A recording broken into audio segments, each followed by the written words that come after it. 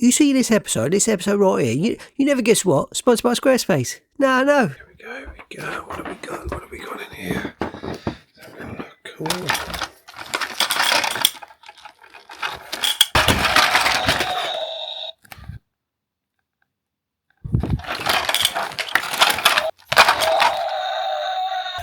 No, it's just a burglar. Go back to sleep. Good night. Night. Love you.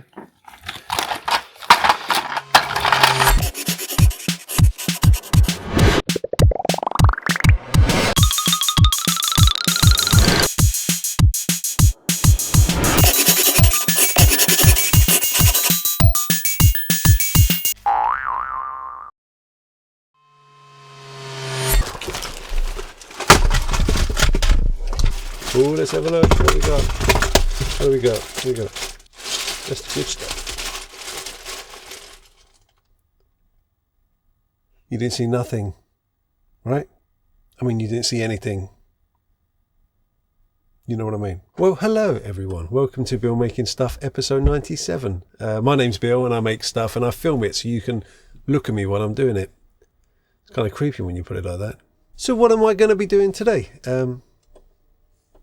What am I doing today? Oh, you don't know?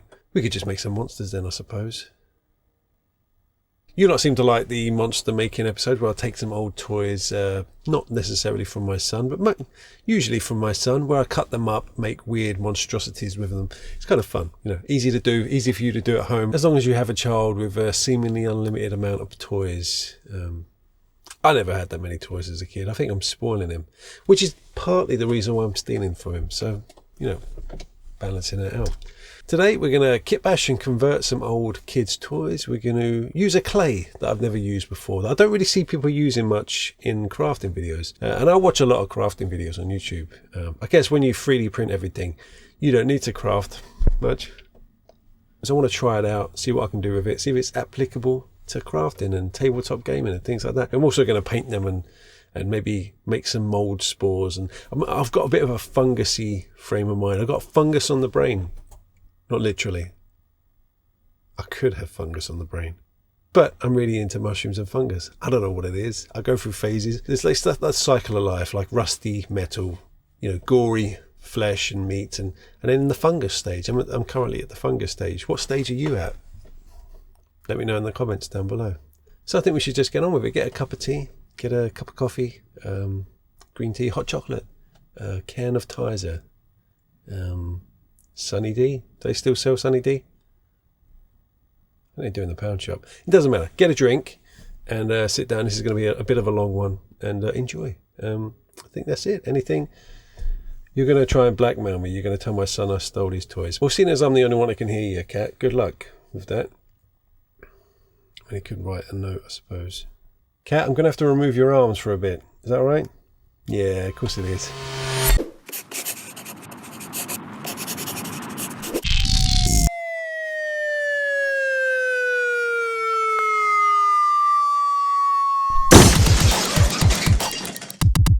Time to sketch. Okay, I always like to sketch before I build something. It just gives me, it helps generate ideas.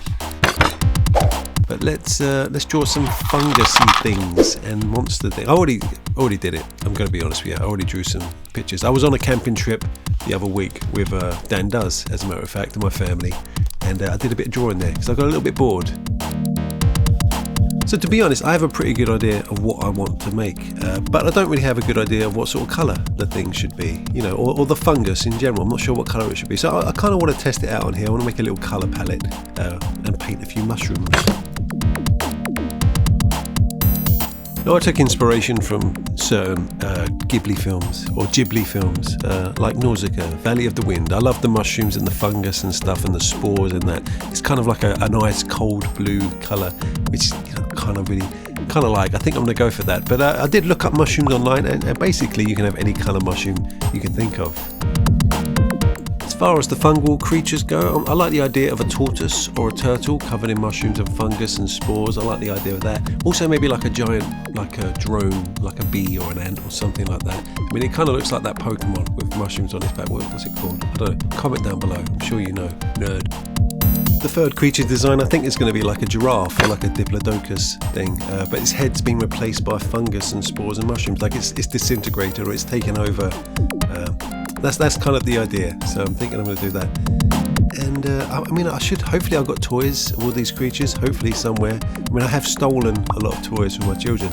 I bought them for my children, but then I've stolen them. Maybe I should just buy them for myself. I mean, that would kind of make sense, wouldn't it? But then I wouldn't get the pleasure in seeing their faces, as I steal their toys.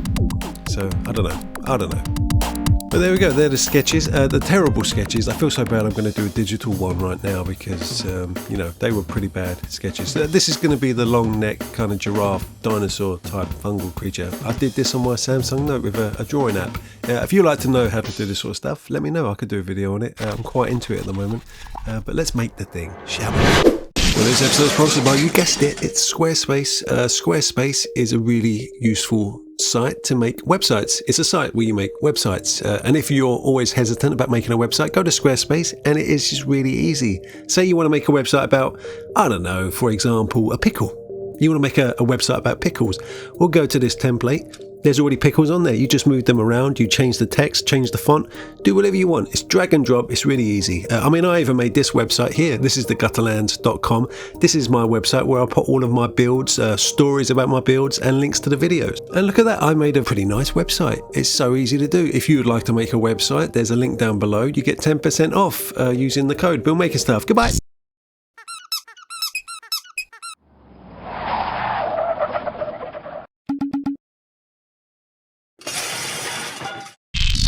So I'm going to go through my little box. I say little box, it's a massive box of animals. Now I've got lots of toy animals and dinosaurs because I like to convert them into monsters, as you will know. Now lots of you people, a lot of you viewers out there have sent me toys of animals and dinosaurs and I really appreciate it. Thank you very much. I've got lots to choose from, but I really think you're trying to stop me from stealing from my kids. It's not going to work, okay? It's just not going to work. There are so few pleasures in life, and I've already taken his arms off. But anyway, I've got so many animals and dinosaurs to choose from. Let's have a little look, see if any of them spark a bit of inspiration, shall we?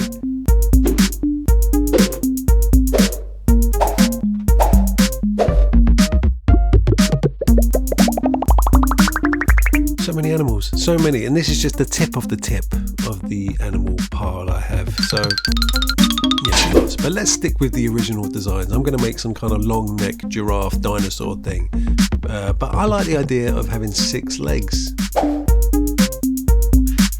I'm thinking those legs could work if we, when you're working with this kind of rubber, this kind of hard rubber stuff, you can easily cut it with a sharp craft knife. Now I got this little knife, I think it's more of a scalpel, but it comes with these little fresh blades and you have to make sure you open them the right way. I mean, there's an arrow pointing, that way. They're kind of scary. They're the most dangerous chewing gums on the planet. Look at that, look. But make sure you've got a nice fresh sharp blade, because if you do, you can cut through this rubber like rubber. Yeah, it's just really easy to cut, basically. Now, usually when I make these creatures, I use a bit of epoxy putty or Milliput or, green stuff to kind of smooth the gaps. I'm trying to do this time without having to get the putty out, getting out the green stuff. That stuff's a bit of a pain. I just want to kind of, I don't know, I've got an idea for some sort of clay I'm going to use later, but it's not epoxy putty. I find epoxy putty stressful, so we're going to use something else. But there we go, a 6-legged diplodocus thing. Let's cut his head off because we don't need that.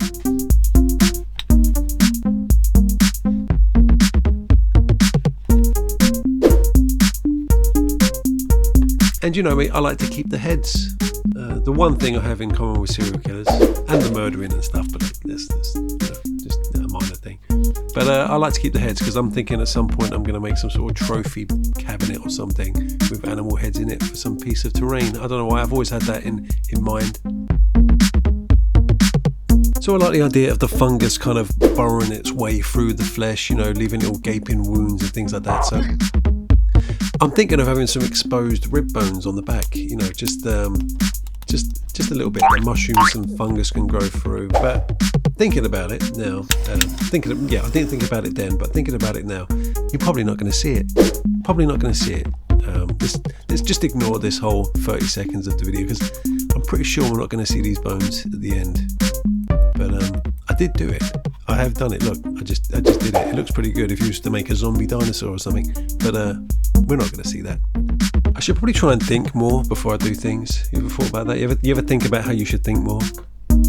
Well, technically you're thinking about thinking more, but you should probably, instead of thinking about doing things more, you should probably just think more about whatever. I cut the towel off because I wanted a little short towel. There we go. Just to change the subject, I made a little short towel. It looks like a little retractable towel, like a dog's lipstick, but it's yeah, I didn't want to blend it in. I kind of like the idea of a little retractable towel. I don't know why. Don't worry about it. Scrape off the made in China thing and all the mold lines, and I think we're pretty much ready to go with that guy. So I found this giant bumblebee. I really like this toy. It's quite a cool little toy, but I just don't want the wings. I don't know why. I just don't feel like I want wings. I think because I'd have to make some new wings. Those wings don't look good enough. I don't know, but I quite like the idea of a bumblebee body without wings. And obviously none of its original legs. I want to use some different insect legs. I want it to look slightly different to a bumblebee. And I found these Final Faction claw leg things. You used to get these in the pound shop, in the dollar store. A lot of people sent me them from America, but I just hope I've got another set of them because I really like these legs. They look pretty alien and cool, don't they? Now whatever you do, don't hold a blowtorch to a real bee, but a little plastic bee, yeah, do it if you want things to stick to it. A little blowtorch, a little burn here and there kind of helps the plastic adhere to super glue more for some reason. I'm not sure why. Here we go, I found some more legs. We're good.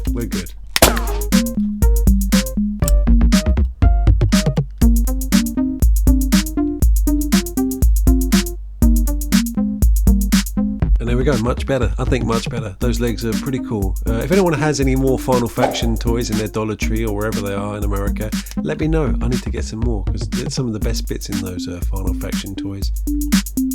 So I need to put some things inside the little wing holes, and I'm thinking these little Stegosaurus tails. I like Stegosaurus tails. I use them quite a lot for a few things. You'll see later.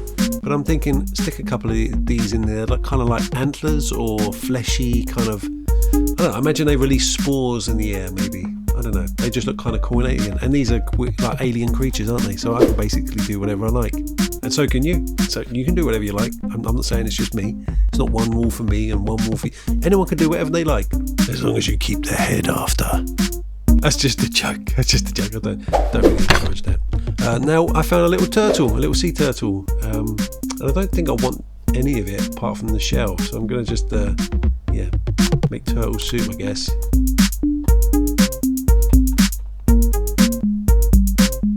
There we go. But looking at that kind of makes me feel a little bit sad. I don't know what it is. It just makes me feel a little bit sad. But anyway, let's stick some new legs on it. I'm thinking a turtle with like 8 legs. Have you ever seen that before? That's crazy, Bill. You're being crazy. No, honestly, a turtle with 8 legs. Just because it's alien and weird, and I want these things to be alien and weird. Now I need to find lots of legs. They're probably not all going to be the same, but it ain't going to matter. It won't matter.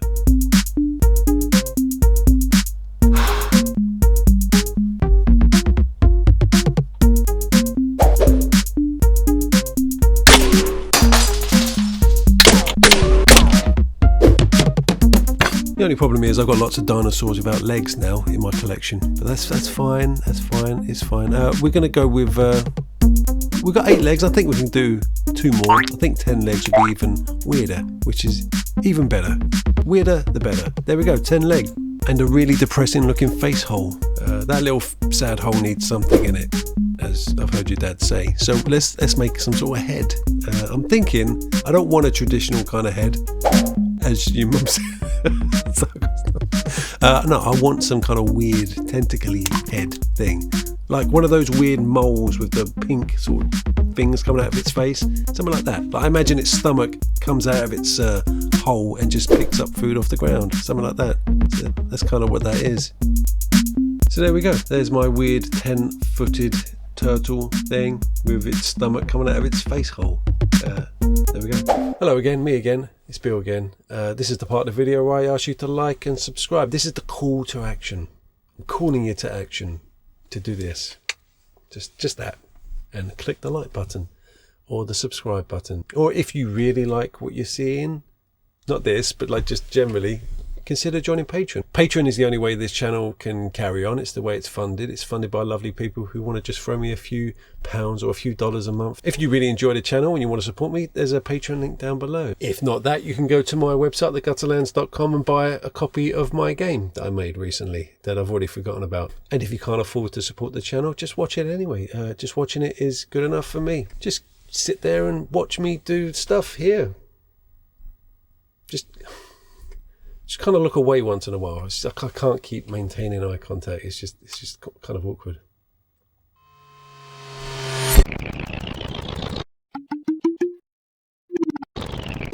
So I've had this giant bucket of foam clay sitting under my desk for months now. I can't remember why I ordered it, and I'm pretty sure when I did order it I thought it'd be like a little tub, a little thing, but no, it's a giant bucket of white gloopy mess just sitting there, and this is the first time I've touched it, and it kind of feels like chewing gum, or that kind of toy slime that your kids play with sometimes. But apparently it cures flexible and it's air drying, so let's give it a go. Let's try and make some fungus or mushrooms or whatever. Let's see how much detail we can get in this stuff.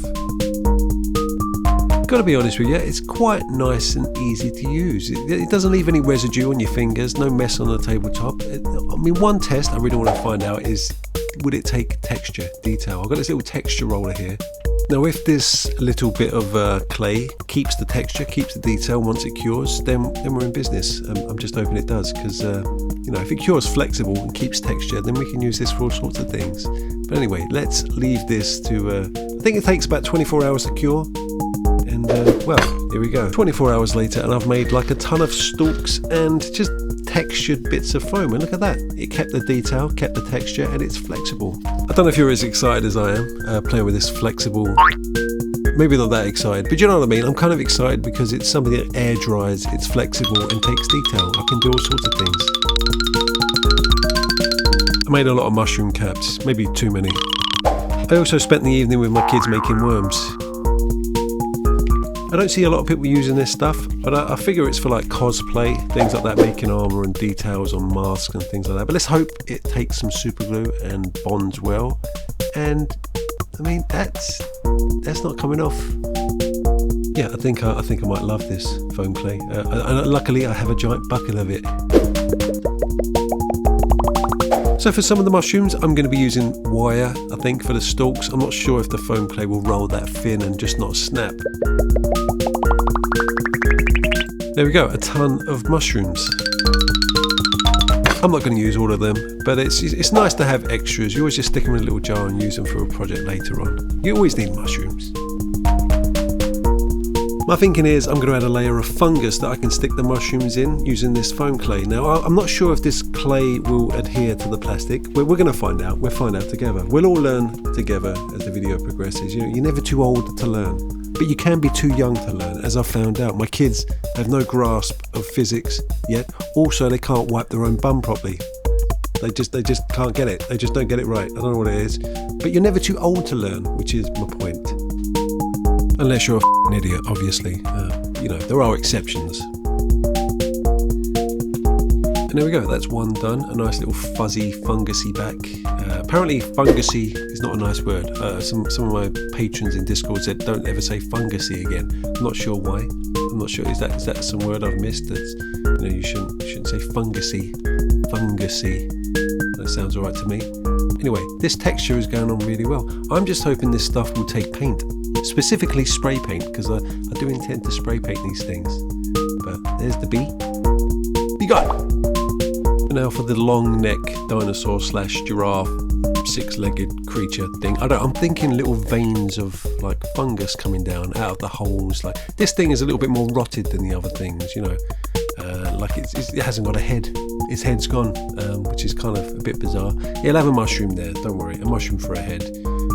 It's like a bowl cut, really, if you think about it. It's what kids with bowl cuts look like back in the 90s. Now we're going to stick some mushrooms on the back. That was too long. Thank you, Bill.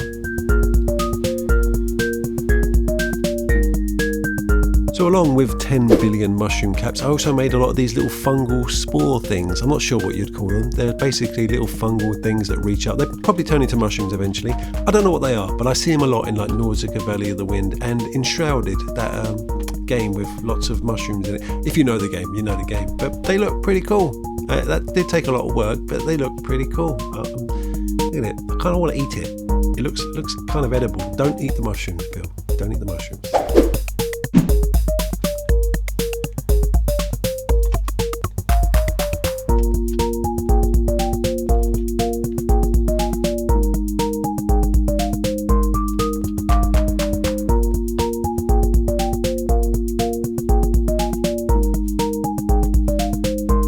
I saved the biggest mushroom for his head, his bowl cut up there, and all the biggest mushrooms for this long neck thing. I think, you know what, I think these are looking pretty good at the moment. And when I said earlier that you're not going to see any bones on his back, well, you're going to see why, because I'm essentially just going to cover it up with little spores and things. It doesn't matter. You can see a little bit. If you look closely, we know it's there. We all know it's there. You were there. We were all there. Let's paint the thing, shall we?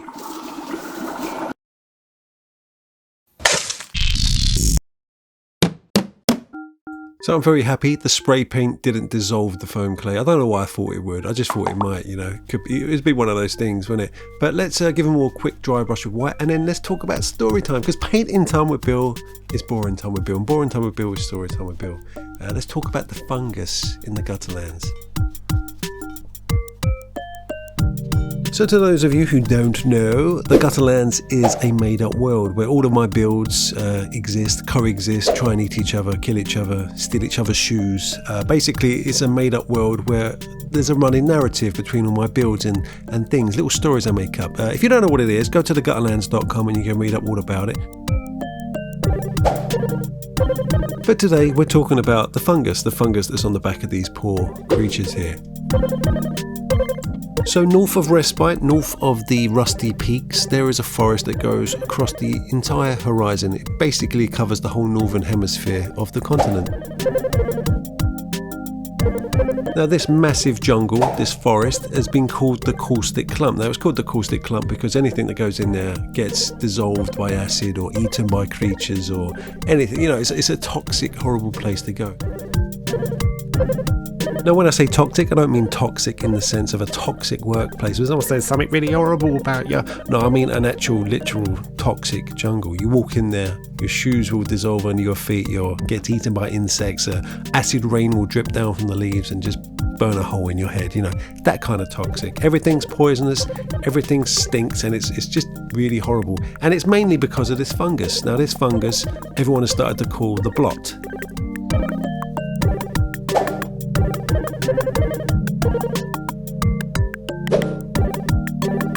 Some speculate that it was a chemical or biological weapon dropped in the Great Armistice. The Great Armistice is when all of the planets, the warfaring planets in the universe, decided to drop all of their weapons at the same time on one planet to dispose of them, which happens to be this planet, the Gutterlands. But that's some deep lore, you can look into that yourself. But regardless of where it came from, it is everywhere, and the Caustic Clump is pretty much covered the whole forest, and it's not just connecting through the trees, through the ground. It basically likes to connect itself to creatures and robots and anything that it can use to spread out further.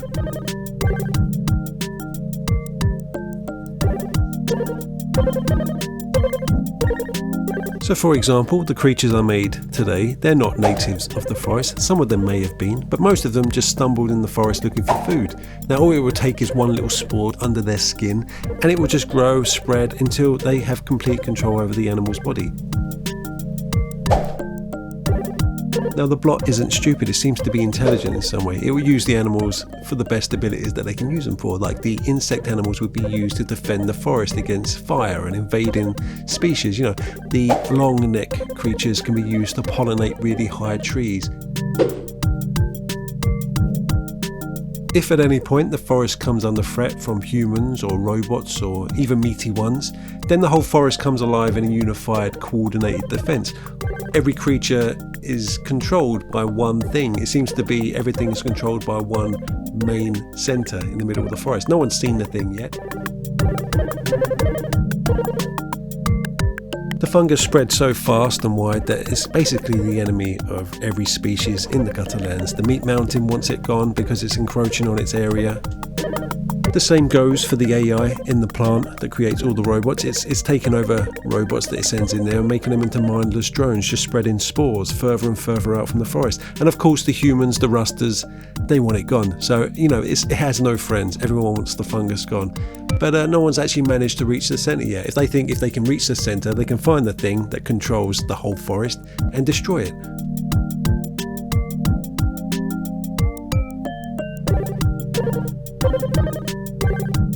Now, it's not just robots and creatures that seem to be infested by the blot. There has been reports of human-like figures just peering out of the forest edge, covered in mushrooms and things like that. So it's most likely there was a tribe of possibly rusters or even deep troops that landed in the forest and have been taken over completely by mushrooms. But obviously no one really knows that. No one really knows anything on the Gutterlands.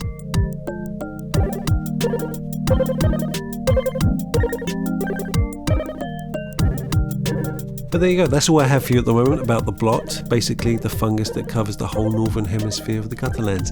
We haven't really gone that far north yet, so I hope you enjoyed that. I'm just going to finish dry brushing these things, and I think we need a little bit more colour in that fungus, because I don't know, if you watch my video, my big bot bash video, I kind of messed around making these little furry spores, and I'm thinking I should probably do the same with these.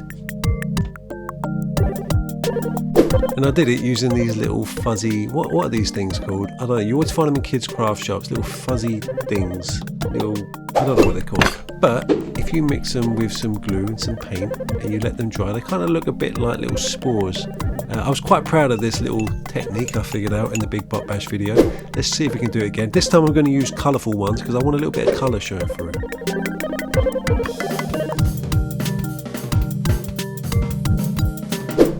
Pom-poms, they're called pom-poms, I remember now. Yeah, basically you just want to stick them in places. I like to squeeze off some of the paint and the glue first. It's quite watery glue, but it kind of leaves little trails of paint everywhere. You have to wash it off with a brush, but stick them in little places. And once they cure, once they dry, they harden up pretty well. You won't get them out again. So, and hopefully some of the colour will shine through. But let's see, because I think we're done with this. Time for the results.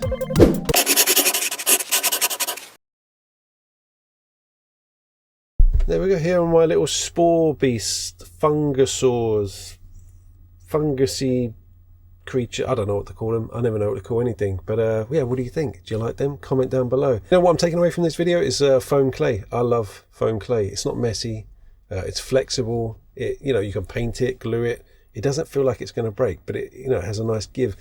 I'm going to use it a lot. I'm going to use it a lot in the future. I don't know where I got it from. I think I got it from Amazon, but if you want to get your own, there's no link down below, but just look up foam clay. Just don't get a big giant bucket of it, because it's a big giant bucket of it. So that's it, I guess. I mean, I could just take the rest of the toys I didn't use back and put them back in. I think I'll just keep them in here, to be honest. I mean, it saves me sneaking in there later and stealing them. Yeah, he won't notice.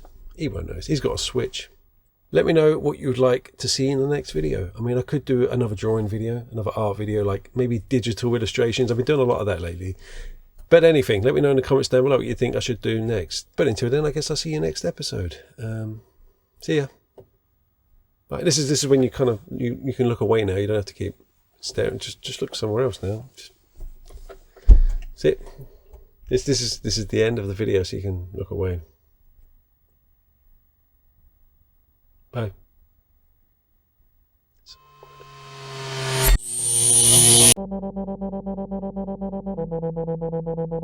There we go, my fungal beast, my fungusaurs, my fungusy things. They still don't like that word. Look, I think they look pretty good. I quite like the spores. The colour started to shine through as the glue dried. And yeah, what do you think? Do you think this fungus technique, you're going to use it for anything? I know I've set a challenge to my patrons to make something fungusy. Hopefully they can use some of these techniques. But that's it, what's left to say.